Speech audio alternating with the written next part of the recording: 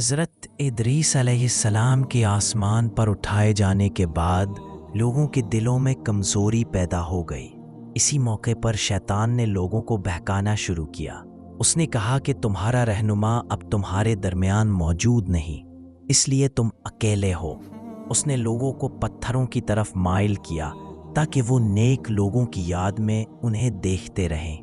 رفتہ رفتہ یہی عمل بت پرستی میں بدل گیا اور لوگ شرک، ظلم اور گناہوں میں مبتلا ہو گئے۔ تب اللہ تعالیٰ نے حضرت نوح علیہ السلام کو نبی بنا کر بھیجا۔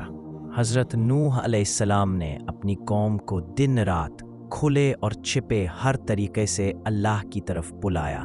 وہ فرماتے رہے کہ صرف اللہ کی عبادت کرو اور اس کے ساتھ کسی کو شریک نہ ٹھہراؤ، تاکہ اللہ تمہارے گناہ معاف کرے اور تمہیں مہلت دے۔ مگر قوم نے ان کی بات نہ مانی، بلکہ ان کا مذاق اڑایا اور انہیں دھمکیاں دیں۔ حضرت نوح علیہ السلام 950 سال تک صبر کے ساتھ اپنی قوم کو سمجھاتے رہے۔ جب انہیں یقین ہو گیا کہ اب یہ لوگ ایمان نہیں لائیں گے، تو انہوں نے اللہ سے دعا کی۔ اللہ تعالیٰ نے انہیں حکم دیا کہ ایک عظیم کشتی تیار کرو، کیونکہ اب عذاب آنے والا ہے۔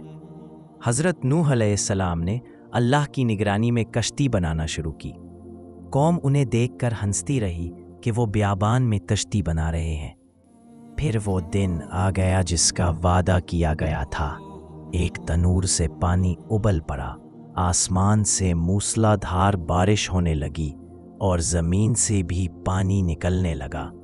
حضرت نوح علیہ السلام کے ساتھ ایمان والے لوگ کشتی میں سوار ہو گئے اور اللہ کے حکم سے جانوروں کی جوڑیاں بھی کشتی میں داخل ہو گئیں۔ طوفان بہت شدید تھا۔ اسی دوران حضرت نوح علیہ السلام نے اپنے نافرمان بیٹے کو کشتی میں سوار ہونے کی دعوت دی، مگر اس نے انکار کر دیا اور پہاڑ کی طرف بھاگ گیا۔ پھر ایک بڑی موج آئی اور وہ بھی غرق ہو گیا۔ آخرکار اللہ تعالیٰ نے آسمان کو بارش روکنے اور زمین کو پانی نگلنے کا حکم دیا۔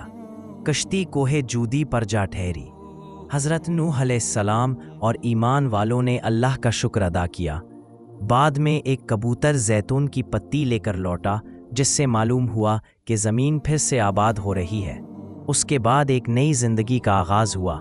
حضرت نوح علیہ السلام نے لوگوں کو نصیحت کی کہ ہمیشہ اللہ کا شکر ادا کرتے رہنا، توحید پر قائم رہنا اور شرک و ظلم سے دور رہنا، کیونکہ کامیابی صرف انہی لوگوں کے لیے ہے جو اپنے رب کے حکم پر ثابت قدم رہتے ہیں۔